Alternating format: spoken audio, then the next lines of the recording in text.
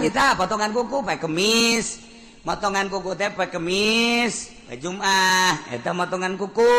Mimitina ku Imam Ghazali di bejaan curug katuhu heula, curug katuhu kadieu jari bugang, nah, terus jari manis, kemudian cinggir, keuri ka cinggir kenca, gade tak eureun di jempol katuhu. Kitu dititana lamun kos kitu engke milik dareket milik dareket bener sampai sugih teh tina ngeuretan ge hiji poe kemis, nomor kadua cara ngeureutana kos kitu eta mawaan kana sugih. Paingan aing dagang rugi bae. Itu ngeuretan kuku ge sadaek jeung nyana. Sadaek saya teh wal beres pas salasa ngeuretan kuku. Rugi sia dagang karung naga jeung kuku mah ge. Numantak faman nafasani asa jelma anu nganapikeun kazat nu ngadamel alam yakni Allah. Teu percaya bahwa Allah teh pangeran, kufur. Teu percaya bahwa nu nyieun langit bumi teh Allah, kufur.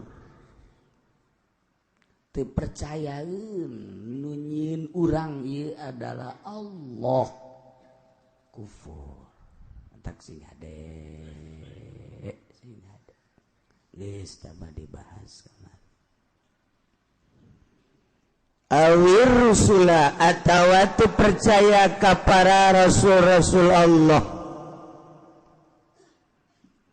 nyana ngomong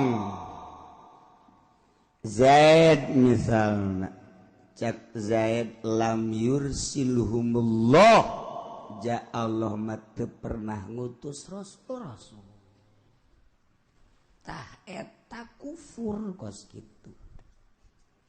Sing hade urang, sing hade pamajikan urang, sing hade anak-anak urang. Ucapan-ucapan nu mengarah kana kufur teh ayeuna mah ambalaya. Antat sing hade. Heuy, jasana can orang Allah ngutus rasul. Ieu nanaonan aya rasul-rasul ja aing sakajauh aing mah teu pernah Allah ngutus rasul. Eueuh rasul teh geus murtad kos itu. Murtad. Aw nafana nubuwatan nabiyyin atawa nganapikeun sifat kanabian. Anu geus jelas kafir mah teu percaya kana sifat kanabian Kangjeng Nabi urang Kangjeng Nabi Muhammad sallallahu alaihi wasallam. Kafir, murtad. Kristen murtad, lain murtad kafir eta bener. Yahudi kafir. Katolik kafir. Buddha, Konghucu, Protestan, kabeh Hindu kafir, dipanggang ke di akhirat. Disate.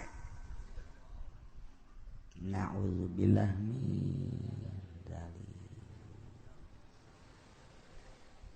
sanajan nyana ka Kangjeng Nabi Isa ge Kristen lain nganabikeun ngarasulkeun nyana mah mangerankeun pugu-pugu pangeran dia jadianan ai meme Kangjeng Nabi Isa pangeran satu berarti meme Kangjeng Nabi Isa mah pangeran andai Kangjeng Nabi Isa pangeran meme Kangjeng Nabi Isa saha. Oh dianggap Tritunggal heran. Tapi keyakinan mah nyana pinter nyana gagah nyana sugih tapi pinterna kabalinger. Masa manusia di pangeran cenah kasandingan pangeran tadeuy pangeran nyandi. Isa nama makhluk, isa nama jelema ngan pangeran nyanding ka Kangjeng Nabi. Maknya pangeran kos jurig nyanding. Sehingga ada eta Kristen naon Tritunggal. Tuhan Bapa, Tuhan Anak, Tuhan naon deui hiji. eta tos kitu kafir sia deh geus urang ngaku hari mah saha pangeran Allah saha nabi maneh Nabi Muhammad titik geus lahirna di mana Mekah terus ngali ke Madinah maut Madinah beres geus nah kitu bae geus lamun aya nu ngaku-ngaku nabi sanajan ngaranna Muhammad misalnya di Cengkareng lain itu bae geus nya aing mah di Cengkareng nabi lahirna bohong aing lah iya itu anak kongsiun Muhammad anak kongsiun beres awidaan nubuatan ba'da nabiyina Muhammadin sallallahu alaihi wasallam jelema ngaku kana sifat kanabian sabada nabi urang aya jelema ngaku nabi cara di Bandung tukang beca si Asep masa ing mah Asep ngaku nabi teu betah ing ngadengen agen nabi Asep tukang beca deui lah kafir dari jelema la nabi ba'di cekang jeung nabi teu aya deui nabi sabada kaula sebab kaula adalah khatamun nabiyyin wal mursal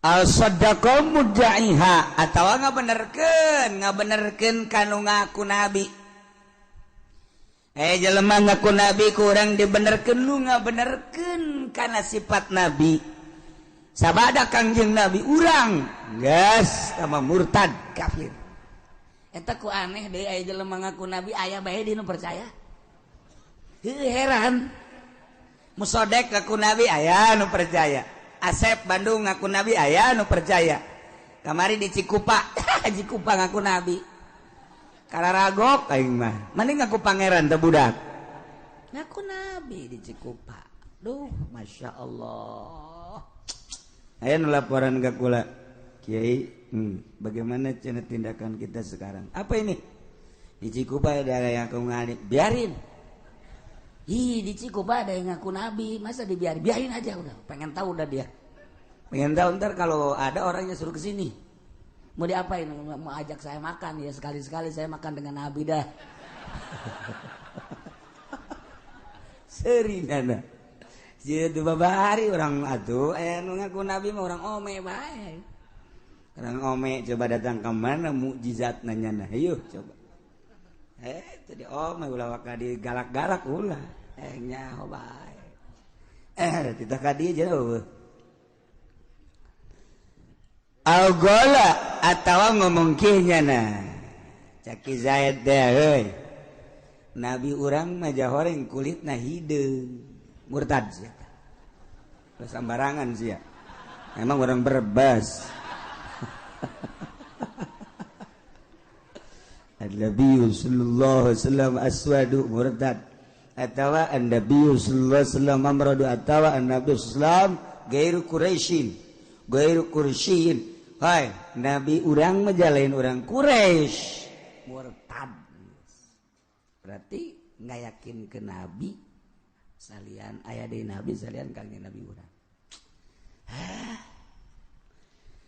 hoi horenganan pangkat nu pangluhur-luhur nama nabi Wadi pangkat tupang luhurna nabi jabarang kurang ditaliti horenganan an-nubuwatu mamuktasabun autuna lurut batuha bisafail qulub horenganan eta pangkat dosa kitu luhurna pangkat kanabian teh besi bisa diraih kurang ku cara ngabersihan hate ku cara ngabeningkeun hate urang lamun geus bersih jasa hate urang ge bisa jadi nabi murtad geus kitu murtad teu bisa dikasap pangkat kanabian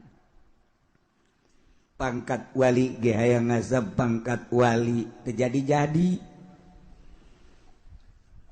hayang ngaraih pangkat wali hayang ngaraih pangkat wali suwe hesen ilmu geus aya di urang nasrib bae mah bisa nahu geus aya jang mubtada khobar fiil fa'il syarat jawab urang nyahokeun tentang hadis atuh bisa tafsirna kitu keneh jeung sajabana dibawa ku urang kana pemikiran-pemikiran tasawuf Imam Ghazali, Imam Qusyairi terus belah ditunato ka dieuna Tuan Syabdul Qadir dan lain sebagainya geus nyaraho dibaraca ku Kiai Minhajul Abidin dibaraca ku Kiai Ihya Ulumuddin dibaraca hikam maka malah mah didiskusikeun hikam teh di universitas mah tetapi mana pibuktiuna nangan sakadar dibiwir ilmu teh we nu datang ka jero hate nit hayang raih pangkat wali geus sakitu hesena geus jelas-jelas nabi mah teu bisa dikasap nu endeuh ge dikasap pangkat wali pek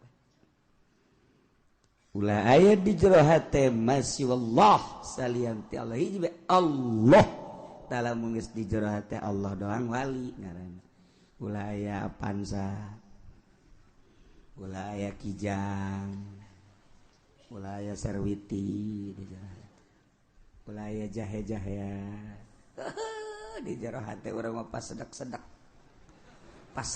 Allah na minggir Allah minggir nyelepeng bukti ndak urang dur azan teh kuduna mau Allah teh gede di jero hate urang salian Allah eueuh cepet urang ka masjid ieu mah lain pas azan neulejem nyana okos anu nalingakeun teh bisi salah burung teh azan diderejaheun set ngopi jadi azan teh kopi kontreng cek pamajikanna ka lain azan atuh ke tenang wae sih azan ngopi ngarokok lain dijawab teh muazin teh azan ngarokok nyalan deh dina kursi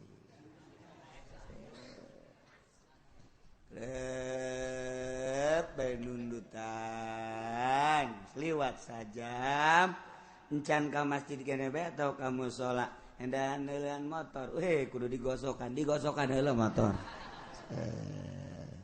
majikanna ka lain geus soal ke kok karek jam 1 cek digosokan beres digosokan motor ngopi deh kontreng ngarokok deh cek pamajikan agak geus jam 2 dulu kebal kene sajam kene pamajikanna mah bagus teh ngelingan bae deres sekali-sekali pamajikan ngelingan salaki isuk pamajikanna dieling heuh ulah nonton TV bae ke heula cenah angel kene ieu ke heula sakedeung deui ka jadi salakina ka dinya deui mana tuh nonton TV kene bae sakedeung deui ieu tah terang geus sakena teh setik deui mah tah beres wah angel amat ya Kak satu-satu Kak naon eta pas sedap di jero hate teh aya kopi aya rokok aya motor tah eta ngicin anu kos kitu nah hese wali mah eueuhna naonan di jero hatena kuari mah boro-boro nu bodoh kiai na ge geus ngatur proposal eta jauh ka jadi wali tah kiai anu sok nyeunaan proposal buang kawarah teh mah kiai teh boloon bin tolol bin goblok teh mah naonan ge kituana tuh kan utar atur nu kari itu lain hayo micinan panyakit di jero hate ulah aya salian ti Allah tah ieu artina pangkat kanabian mah teu bisa dikasap boro-boro pangkat nabi pangkat wali ge sakabupaten Boa aya wae saprovinsi Banten Boa aya Boa eueuh saprovinsi Jawa Barat Boa aya Boa eueuh masyaallah nu mantaku urang di zarahan ge Syekh Asnawi sosok wali Allah hayang bae urang zarah kanyana nu mantaku urang di zarahan ge Syekh Mansur Cikadueun sosok wali profil wali mantak urang hayang bae Syekh Maulana Hasanuddin Syekh Yusuf diurang teh kajen kuku mage hayang bete bisa dilarang-larang sebab eta mah sinar Allah nyinaran ka urang supaya urang teh ngahijing ke di akhirat. Mantak zarahna urang sok macem-macem. Segala ya coba nu boga maksud gara-gara tulis. Teh kukula diusulkeun boboh. Geus bau jasa burungnya nama teh. Usal usul. Gade nu boga maksud gade make amplop nulis make amplop. Sian amplopna. Geus tah mah goblok bin tolol tuh. Ada rese. Auhiya ilayya walam yadai nubuatan atawa ngaku-ngaku diwahyuan sanajan nyanan teu ngaku kana sifat nabi. Alhamdulillah cenah keur penting bae Jibril datang mawa wahyu babau. Tapi lamun kakula mah tah aya nu kos kitu tah.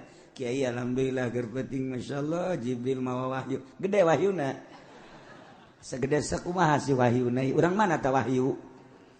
Hayu alaga bae keke cenah indit sorangan.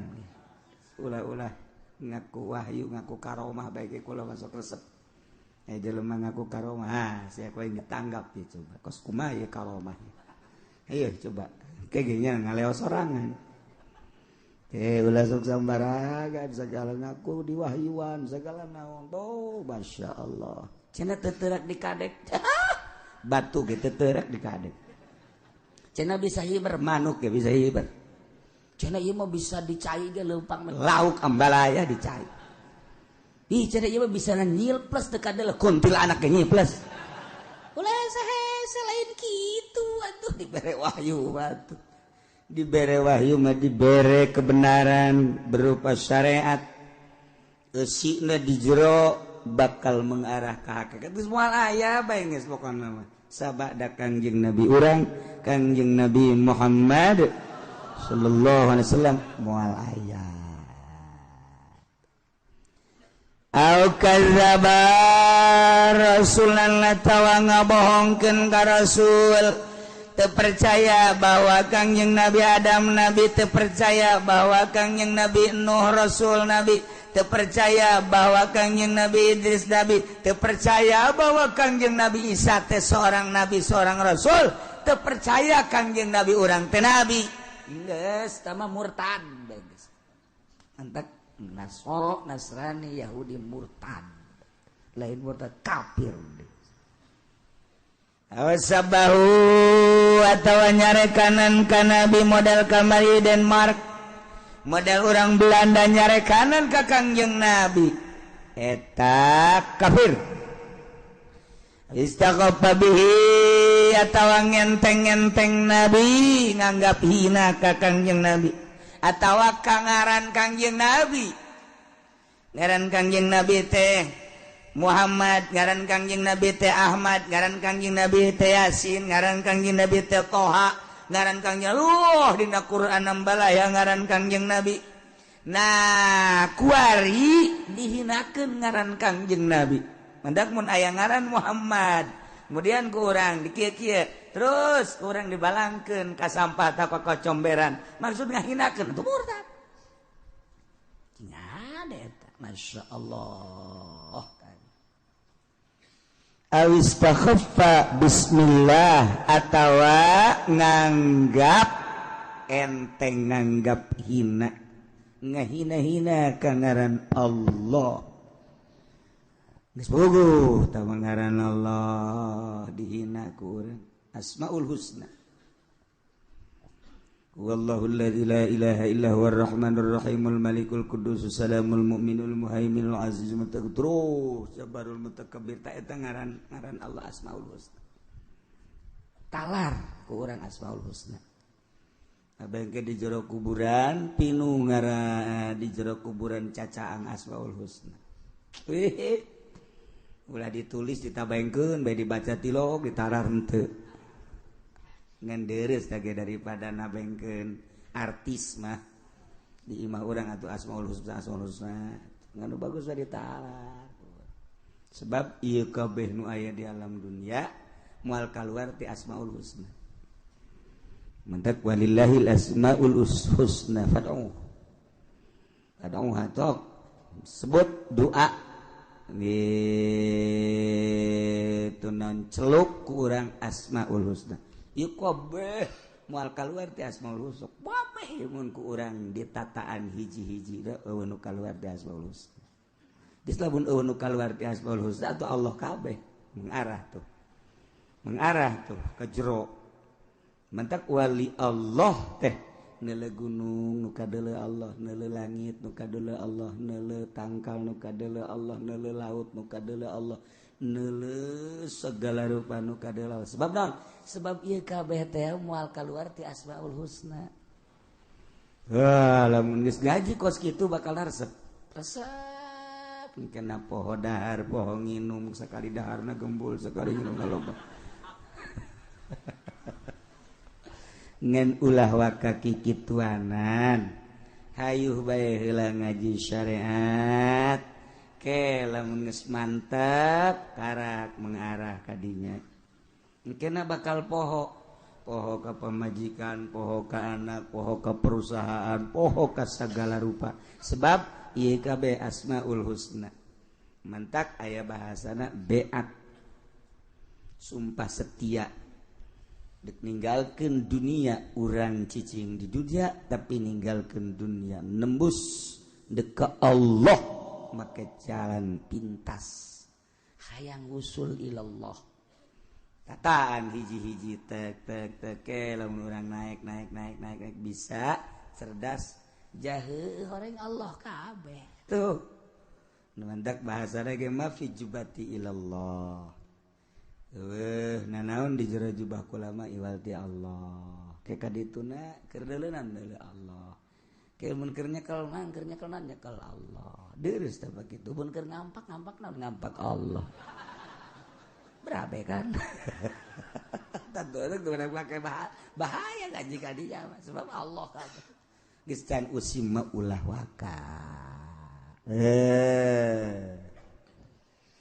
atawa ngahina-hina ngenteng-ngenteng amrihi kana parentah Allah atawa kana janji Allah atawa ka ancaman Allah murtad takos gitu teu percaya kana perintah Allah aing mah teu percaya ka salat teh wajib lah salat teh hirup ieu nu penting mah geus bener murtad takos gitu salat teh jangan salat gitu bala bener lah geus teu kudu salat ngenteng-ngenteng kana parentah Allah nganggap manfaatna eta salat berarti teu dianggap punyana perintah Allah murtad masyaallah lain saeutik teh ngomong gitu sih ada orang ge osok ngomong ngabatu padahal mah cenah jakula salat bae puasa terus cenah tapi teu sugih-sugih sia teh daun hubunganna salat jeung sugih atuh eta teh kos kitu kan lah cenah kula mah geus mal ngalaksanakeun parentah Allah lah cek kada teu percaya ja kieu-kieu keneh bae eta murtad kudu maca 2 kalimat syahadat atawa teu percaya ka janji Allah teh surga teu percaya ka surga atuh geus murtad teu percaya kana ancaman Allah di mana urang maksiat ka Allah bakal neraka teu percaya aing mah aya neraka murtad ya mah teu percaya ka aya apa kiamat ya tiba heula kiamat beta kiai ngomong ya can orang terjadi teh kiamat bohong teh kiamat murtad geus kudu maca 2 kalimat syahadat ya Allah au jahada ayatan minal Quran atawa angas teu percaya sayat batina Quran mujmana la subut ya anu geus mujba ijba kana tetepna atawa nambahan zada fi ayatan nambahan saayat nekadkeun bahwa eta tambahan teh Quran atau ngurangan ayat geus eta ge sarua murtad masyaallah baheula Imam Ibnu Hambal Ahmad bin Hambal di kitu naon ngaranna panggil ku raja dipanggil ku raja teh titah nganyatakeun bahwa Quran teh makhluk bahwa Quran teh anyar tetep Imam Ahmad bin Hambal nganyatakeun Al-Qur'anu Karim. Wow, diseret Imam Hambal. Diseret di penjara disiksa. Titah nyebutkeun Quran teh hadis atau makhluk tetep henteu. Kajian teuing pae. Giliran Imam Syafi'i. Pas Imam Syafi'i dipanggil ku raja. Syafi'i, di hadiran kiai-kiai saat eta di Baghdad. Ditanya wahai Syafi'i, kumaha pertekadan anjeun ieu Quran teh makhluk anyar apakah qadim? Lamun maneh nganyatakeun Quran teh qadim, siksa. Lamun maneh nganyatakeun ieu Al-Qur'an teh hadis, salamet. Mun maneh nganyatakeun Quran adalah makhluk, salamet. Tapi lamun nganyatakeun Quran qadim, penjara. Wah, Imam Syafi'i. Imam Syafi'i menunjuk doang kieu. Tuan, ulah bingung-bingung. Ih, eta mah makhluk ieu mah makhluk. Jangan bari nunjuk kieu. Salamet. Yai gempar kabeh sa Baghdad. Wah, Syafi'i bahaya kuari. Anu ku urang diimamkeun, nu ku urang dimazhabkeun, anu ku urang dituturkeun, ternyata ngamakhlukkeun Quran. Beres balik Imam Syafi'i, bulag kiai daratang kabeh. Wah, demo. Mah ieu kiai nganyatakeun makhluk kana Quran. Saha nu ngamakhlukkeun Quran cek Imam Syafi'i? Ai tadi pan kula manunjuk. Ieu mah cek Imam Syafi'i makhluk ieu mah tah makhluk anyar ceknya anyar. Maksudnya atuh curug jeung raja anyar kabeh. Jago Imam Syafi'i mah. Tapi tetep bae kapan aya nu hasu. Setelah rapat besar-besaran di kediaman Imam Syafi'i, oh ternyata ngalojokeun raja atuh aya kieu mah lapor si kiai anu deukeut ka pamarentah.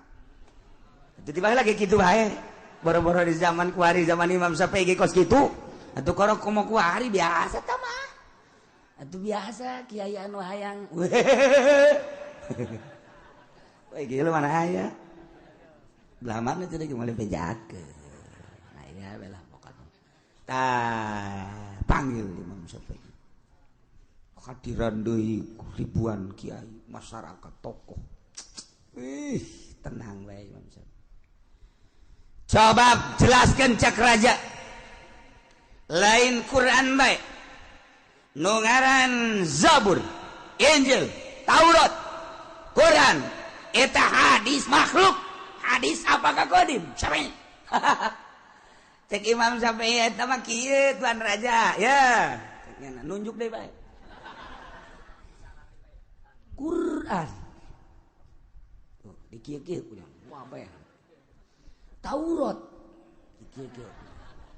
dikieu-kieu Zabur Injil. Nah iya nu opat eta makhluk ceknya eta. Saat biasa Imam Syafi'i mah atuh kiai sareri we bener. Tuh tinggal raja bae. Wah iya bagus cekna. Berarti teu kan salamet Imam Syafi'i mah. Mentek emang Imam Syafi'i itu guyon-guyonnya biasa, guyon teh biasa. Kangjeng Nabi ge guyon. Ini kapan minta didoakeun ka Kangjeng Nabi teh geus jelas Pak. Tuan, kula mah hayang nonton nih. Kula malah hayang ka surga beuh di surga mah ini. Ceurik kan ini ngahing-hing bae. Kadengen ku Siti Aisyah. Oh, Siti Aisyah geri masak. Kunaon Aisyah mana cerik atuh pan itu nini teu ka surga atuh kula ge pan calon nini. berarti kula merasa Kanjeng Nabi seuri bae Aisyah di surga mah moal aya nini boro-boro di surga di dunia ge teu betah jeung nini mah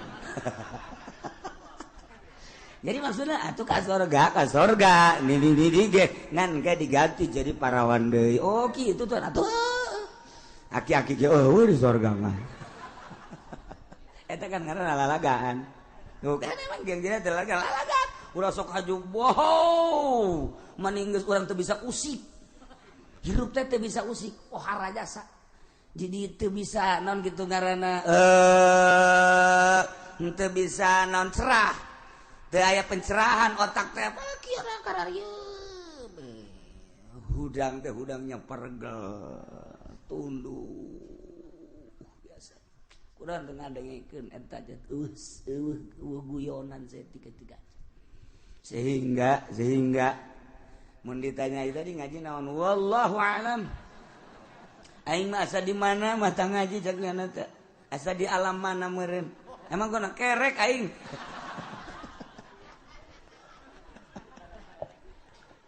tiba lagi kan aya guyon ngan ulah diseja-seja lamun diseja-seja celaka atuh geus pembawaan da cara Gus Dur pembawaan gimana bae atuh nya guyon bae kajen kuku mah guyon bae masyaallah emang pembawaan mah teh Kanjeng Nabi ge tuh guyon sanggeus Kanjeng Nabi aya nu balap lompat teh Kanjeng Nabi nu menang bakal dibere anak onta kaekeun ka anak onta geus menang si eta tuan barang dibere ku Kanjeng Nabi kitu tuh onta gede jasa tuan jangan sok ngaheureukeun ka abdi ngalalaga abdi cekeuna teh ngalalaga naon cenah anak dibere anak onta aju ieu gede amat atuh ieu anak onta emang ieu anak anak onta kan geus gede ieu atuh jalain anak sapi nya atuh eta ngaranna lalagaan mah eta kitu ngaranna jet hebat Kanjeng Nabi mentek ngahiji jeung Kanjeng Nabi waktu naon kitu ngaranna perang waktu ngaji waktu lalagaan aya lalagaan anak Kanjeng Nabi jeung Siti Aisyah emang teu lalagaan Kanjeng Nabi kumaha lalagaan anak cak Kanjeng Nabi Aisyah yuk urang balap lompat ayo balap lompat Kanjeng Nabi jeung Siti Aisyah balap lompat pan indah oh ya teh ngaranna urang mah jeung pamajikan teh tegang biasa pamajikan ka urang tegang ka nyana beuh tararegang jasa teu bagus di rumah tangga kitu atuh wayahna bae wae ditoel-toel atuh ku urang wae dilangketek atuh wae di kitu-kitu atuh nah di luar teh naon tak kitu ajar eta nya nama kitu teh lain tuh kan Kanjeng Nabi teh balap lompat jeung Siti Aisyah haju saha nu menang meretan sakali Kanjeng Nabi nu menang sakali deui Siti Aisyah nu menang ngaranna kan lalagaan nya balap lompat jeung awewe kudu sae Siti Aisyah nu menang mal aya satu kelak menang Kanjeng Nabi Siti Aisyah ngos-ngosan heueuh kula eleh kana isuk balap lompat teh Siti Aisyah nu menang kula menang cek Siti Aisyah kuna teh ngabungakeun hatung geus pajar heueuh bae ku Siti Aisyah menangnya na tuh eta ngaranna lalagaan menang saminggu teh tuan ngalalaga kula balap lompat menang atuh lamun teu menang ulah kitu cek teh ieu piala rek dibikeun ka mana eta ngaranna lalagan teu tegang kan hirup masyaallah karim eueuh nu tegang tuh Kanjeng Nabi datang ka imah Siti Aisyah marah biasa kan dicandung mah kan marah bae aya marahan dicandung mah tuh boro-boro kuari baheula ge aya bae marah aya marah sarua sebab naon giliran Siti Aisyah angel kemana ya Kanjeng Nabi ceknya angel amat giliran di dieu angel ceknya teh bener ada telat Kanjeng Nabi datang kadinya rada telat piring aya kormaan di dinyana piring dikitukeun kana rok naon karang-karang peupeus piring korma ambalaya kumaha cek Kanjeng Nabi ambo seuneu ngagebrah cek Kanjeng Nabi kira kan seuneu ngagebrah Siti Aisyah kan kaget seuneu wah kahuruan asana imah ye kan gitu datang deh kalinya mana tuan seuneu tadi dada cek gina Siti Aisyah seuri bae eta di dada seuneu eta ngaranna tah kakarak meureum piring doang cek cenah teh Siti Aisyah seuri pan horeng seuneu teh seuneu ieu seuneu hate seuneu kolbu ngagebur geus lamun seuneu hate ngagebur bisa piring nu peupeus bisa sendal nu leungit bisa ieu kana pipi leungeun eta seuneu ngaranna nu kos kitu tuh tan bisaan Kangjeng Nabi mah seuri bae piring ambalaya terus korma atau ambala piring peupeus hambeuh teh seuneu ngagedur cek Kangjeng Nabi teu kaget tetep pemajikan besi kahuruan kan mana tuan seuneu tadi dada kan kartikeun ku Siti Aisyah eta ngaranna lalagaan geus kitu masyaallah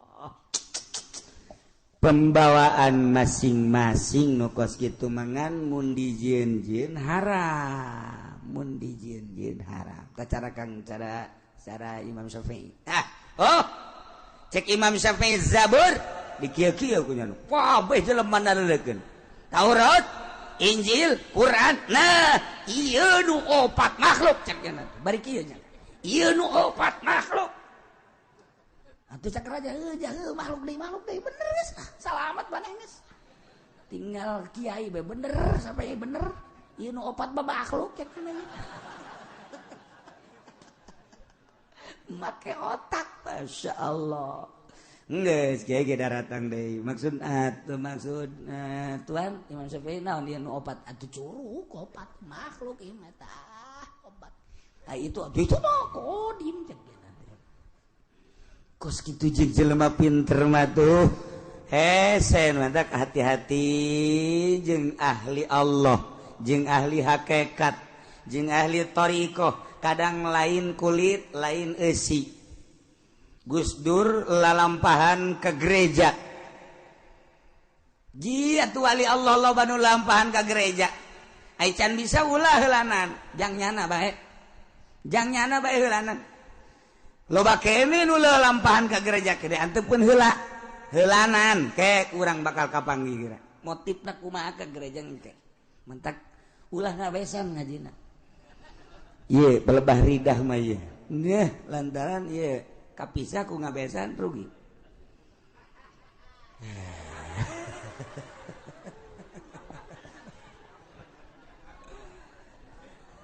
numanta Quran mah alhamdulillah ditasehna ge pohara jasa besi leuwih alif besi kurang alif di samping eta besi aya cetakan-cetakan nu kamari ya cetakan Dahlan Bandung teh aya nu kurang sababaraha kalimah hanya nantaran alhamdulillah di Indonesia loba nu hafizul Quran talar Quran ambalaya masyaallah geus poharaja tinggal ningkatkeun eusina doang nu katalar Quran lain lalagaan tuh datangkan nu katalar Quran teh di borgol ku nu katalar Quran di penjara teh saeutik di luhur anu di penjara talar Quran jeung teu ngaku salah geus kos kitu bae di negara urang awistakhaffa bi sunnatin la tawang enteng-enteng kana sunnah Rasul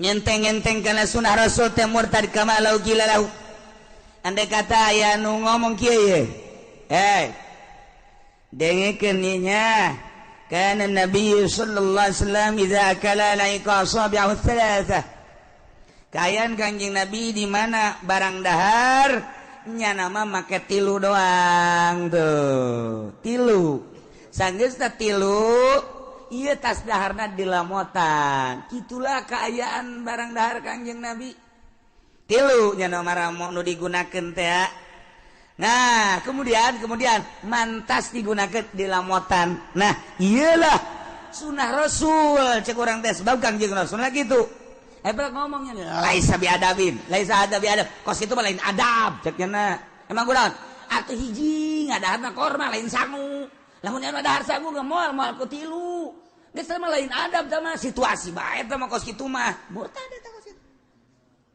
sing ada sunah Nabi ulah sok make dihela-hela teu mah tuh ngadaharapan korma di urang mah pan sangu teu lain adab teh mah lantaran atuh kapan lamun tilu bae sangu kieu moal bisa teh mah nggak selain adab mah percaya gue mah eta kos gitu adab mah situasi baik murtad lain saya tidak ngomong gitu sing ada lah keguyon ndek 5 baik ngan ulah ngalengitkeun sunah rasul siapa nuturkeun sunah duh can bisa cek jana molos baik ka dieu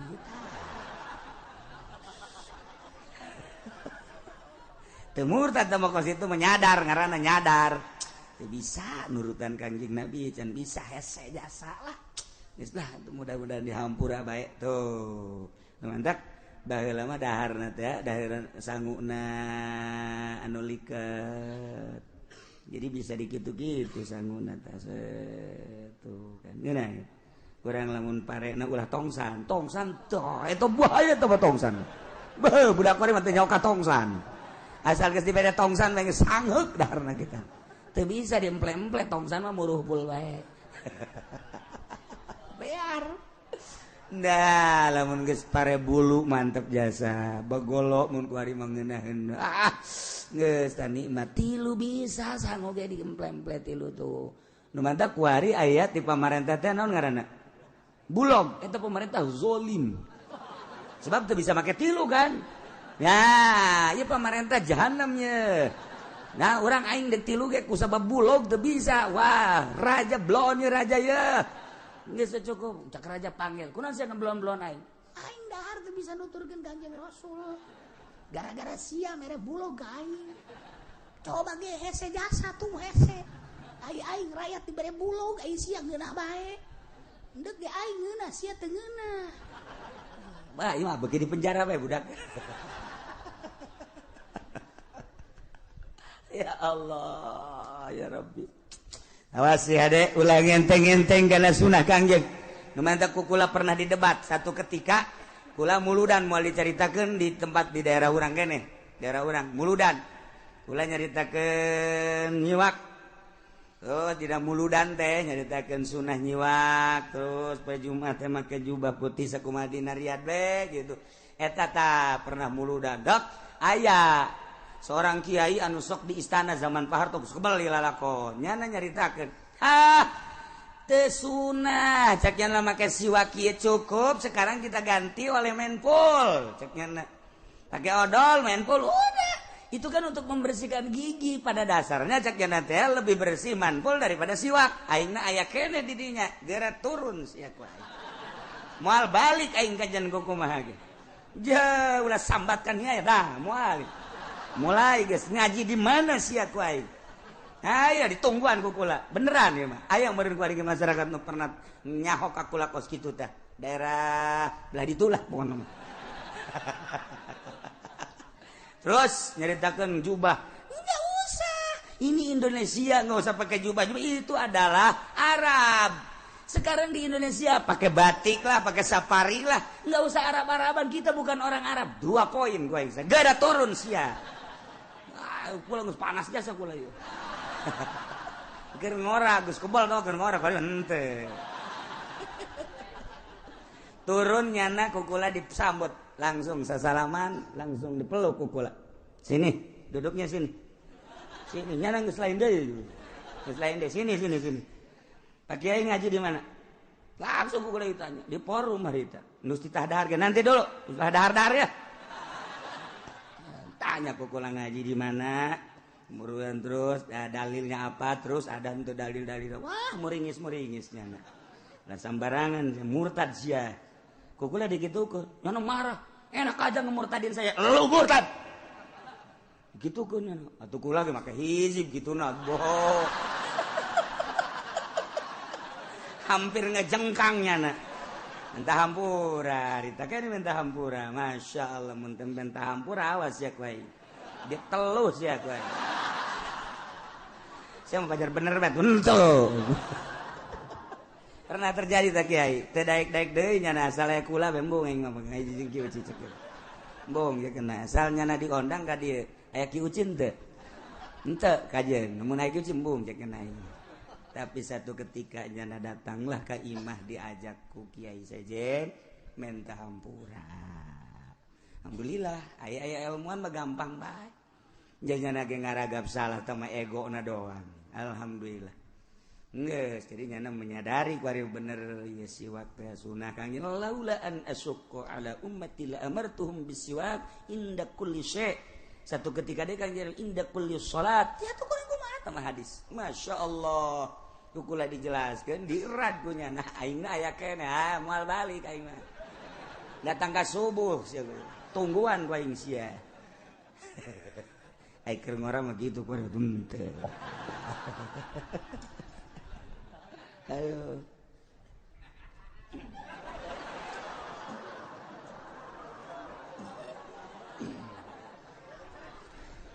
Atawa kieu. Galim azbarak fa innahu sunnatun. Tah. Kuku potongan tah sunah Nabi tah. Galim azbarak. Sunah Nabi tah potongan kuku pae kemis.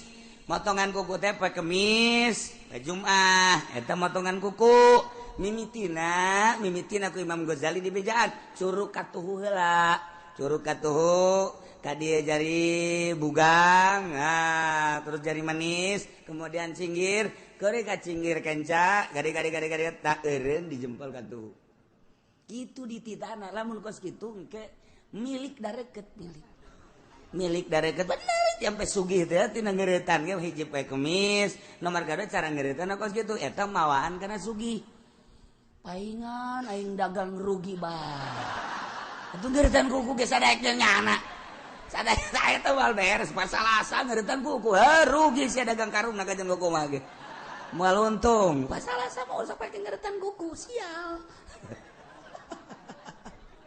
pae kemis pae Jumat mun pae kemis sapoe mun pae Jumat isuk-isuk geus kuku kemudian kumis janggot rapihan kitulah sunnah Kangjeng Nabi urang Kangjeng Nabi Muhammad sallallahu alaihi wasallam cek Kangjeng Nabi galim azbarak fa innahu sunnatun cek aya jelema ngomong tuh tetegan kuku sunah Nabi tah kumaha ngomong la aful wa in kana sunatan moal aing mah moal dikeretan sanajan sunah moal aing moal keretan kuku murtad berarti sisanya na eta maksudna ngalelemekeun ngahinakeun kana sunah Kangjeng moal mah moal bae ulah ngomong-ngomong kieu moal aing moal keretan sanajan eta sunah moal ulah ngomong kos kitu moal wakalan lah geus cukup henteu teu murtad kos kitu mah kunaon emang moal wakalan henteu moal bae moal wakalan henteu naon lain kira keretan itu sunah